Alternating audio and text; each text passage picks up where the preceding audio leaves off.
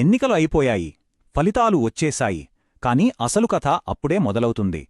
ఎందుకంటే ఎన్నికల ఫలితాలు కేవలం గెలుపోటములను చెప్పే అంకెలు కావు. అవి ప్రజల గుండె చప్పుడు, వాళ్లు చెప్పిన కథ. ఆ కథను సరిగ్గా అర్థం చేసుకోవాలంటే మనం డేటా అనే బోతద్దాన్ని వాడాలి. ఈరోజు మనం నరసరావుపేట ఎన్నికలను లోతుగా విశ్లేషించి ఆ అంకెల వెనుక దాగి ఉన్న అసలు నిజాలేంటో చూడ్డాం. సరే, ఈరోజు మనమెక్కడికి వెళ్తున్నాం?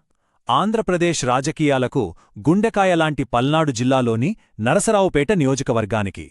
పౌరుషానికి, రాజకీయ చైతన్యానికి ప్రతీక అయిన ఈ గడ్డపై ఇటీవల వచ్చిన తీర్పు రాష్ట్ర రాజకీయాల్లో ఒక కొత్త చర్చకు దారితీసింది. అసలు నరసరావుపేట అంటే ఏంటి? అదొక విచిత్రమైన కలయికండి. ఒక పక్క చూస్తే వేగంగా అభివృద్ధి చెందుతున్న పట్టణ వాతావరణం, మరోపక్క పూర్తిగా వ్యవసాయం మీద ఆధారపడిన గ్రామాలు, అంటే రొంపిచెర్ల మండలం లాంటివి. మరి ఇంత భిన్నమైన చోట రికార్డు స్థాయిలో పోలింగ్ జరిగిందంటే దాని వెనుక ఏదో బలమైన కారణమే ఉండుండాలి. అదే మార్పు కోసం ప్రజలు ఎంత బలంగా కోరుకుంటున్నారో చెప్పే సంకేతం. సరే, ఇప్పుడు అసలు విషయానికొద్దాం. ఇంతకీ ఏం జరిగింది? ఈ మార్పు వెనక ఉన్న కథేంటి?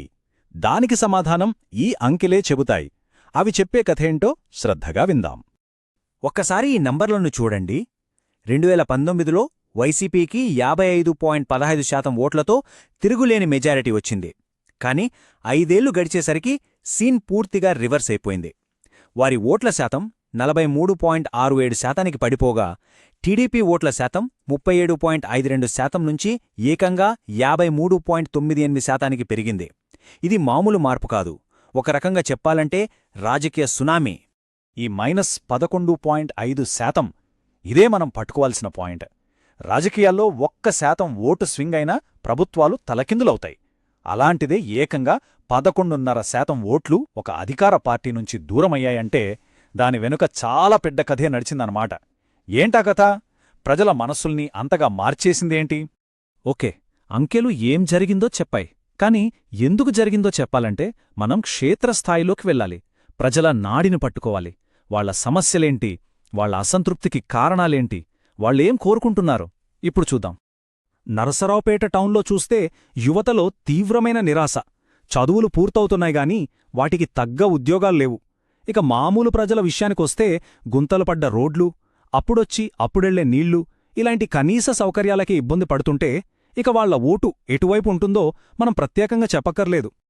ఇదే సమయంలో పల్లెల్లోకి వెళ్తే అక్కడ పరిస్థితి ఇంకా వేరు. రైతు కష్టం కన్నీళ్లలోనే కరిగిపోతోంది. సాగునీళ్లు లేవు, చేసిన అప్పులు తీరట్లేదు. మా బతుకుబండే ఎలా ముందుకు సాగాలి అన్నదే వారి ఆవేదన. వాళ్ల జీవనాధారమే ప్రశ్నార్థకంగా మారినప్పుడు వారు మార్పును కోరుకోవడంలో ఆశ్చర్యమేముంది? సరే, ఇప్పుడు మన దగ్గర 2 చిత్రాలున్నాయి. ఒకవైపు పట్టణ ప్రజల సమస్యలు, మరోవైపు పల్లె ప్రజల కష్టాలు. ఈ రెండింటినీ కలిపి చూస్తే ఈ తీర్పు వెనుక ఉన్న అసలు కారణం మనకు స్పష్టంగా కనిపిస్తుంది. ఇక్కడే అసలు విషయం దాగుంది.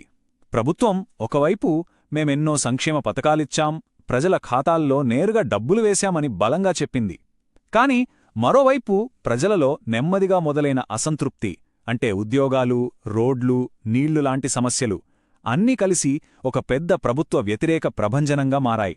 ఆ ప్రభంజనం ముందు ఈ సంక్షేమ పథకాల ప్రభావం నిలవలేకపోయింది. అంటే ఇక్కడ మనం అర్థం చేసుకోవలసిన కీలకమైన పాఠం ఒకటుంది. ప్రజలకు డబ్బులు పంచడం వేరు, వాళ్ల భవిష్యత్తుకు భరోసా ఇవ్వడం వేరు. పరిపాలన అంటే కేవలం పథకాలు కాదు, ఉద్యోగాలు, మౌలిక వసతులు, భవిష్యత్తుపై నమ్మకం, ఇవన్నీ కలిస్తేనే ప్రజలు మద్దతుగా నిలుస్తారు. ఆ నమ్మకం కూలిపోయినప్పుడే ఇలాంటి తీర్పులొస్తాయి. ప్రజాస్వామ్యంలో ప్రజలు తమ అభిప్రాయాన్ని ఓటు ద్వారా ఎంతో బాధ్యతాయుతంగా తెలియజేస్తారు. వారి తీర్పును గౌరవించడం, వారి సమస్యలను అర్థం చేసుకోవడం చాలా ముఖ్యం. మన రాజ్యాంగం కూడా ప్రతి పౌరుడికి గౌరవంగా జీవించే హక్కును ఇచ్చింది. సమాచారంతో కూడిన ప్రజాప్రసంగం దీనికి పునావి. ఓకే, గడిచిపోయిన దాని గురించి విశ్లేషణ పూర్తయింది. కాని రాజకీయాల్లో గతం ఒక పాఠం మాత్రమే. అసలు పరీక్ష భవిష్యత్తులోనే ఉంటుంది. మరి ఈ ఓటమి నుంచి పాఠాలు నేర్చుకుని 2029 నాటికి మళ్లీ ప్రజల మనసుల్ని గెలవాలంటే ఎలాంటి వ్యూహం కావాలి, ఎలాంటి ప్రణాళిక అవసరం ఒకసారి చూద్దాం. విజయమనేది ఓవర్నైట్ వచ్చేది కాదు. దానికొక పక్కా ప్రణాళిక, ఒక రోడ్ మ్యాప్ కావాలి. దీన్ని మనం 3 దశలుగా విభజించవచ్చు. మొదటిది తక్షణ కర్తవ్యం 2024-25. వెంటనే ప్రజల్లోకి వెళ్లాలి, వారి నమ్మకాన్ని తిరిగి పొందాలి. రెండవది పునాదుల్ని పటిష్టం చేయడం. 2026-27 క్షేత్రస్థాయిలో పార్టీని మళ్లీ నిర్మించుకోవాలి. ఇక మూడవది ఎన్నికల యుద్ధానికి సిద్ధమవ్వడం. 2028-29 అప్పుడు పూర్తి శక్తితో బరిలోకి దిగాలి. ప్రజల నమ్మకాన్ని గెలవాలంటే మాటలు సరిపోవు, చేతలు కావాలి.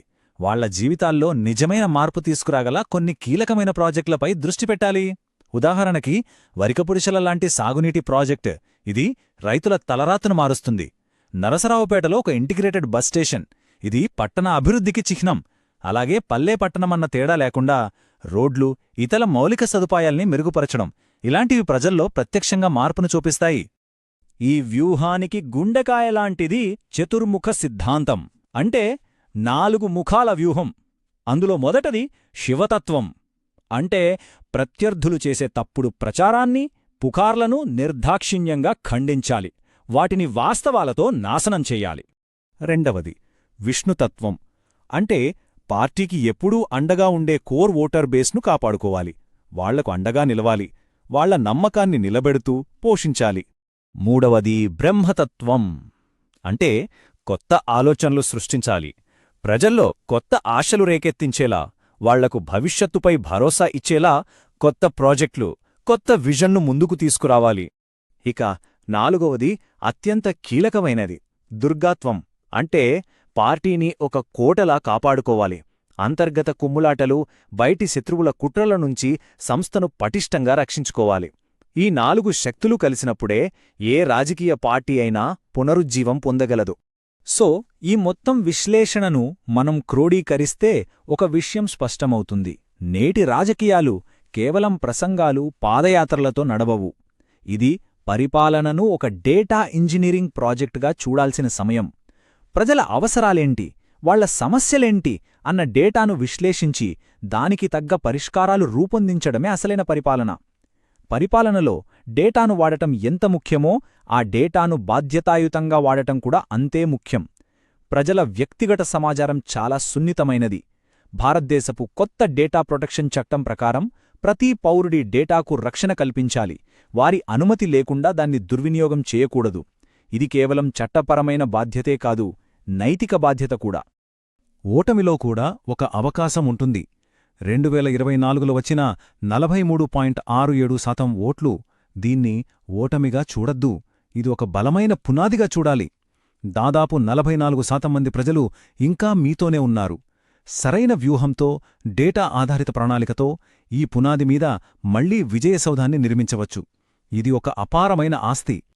కాబట్టి మనం ముగించే ముందు ఒక్క ప్రశ్న: డేటా ఆధారిత రాజకీయాల యుగంలో ఒక ఎన్నికల ఓటమి అనేది కథకు ముగింపా, లేక తర్వాతి విజయగాథకు నాందా?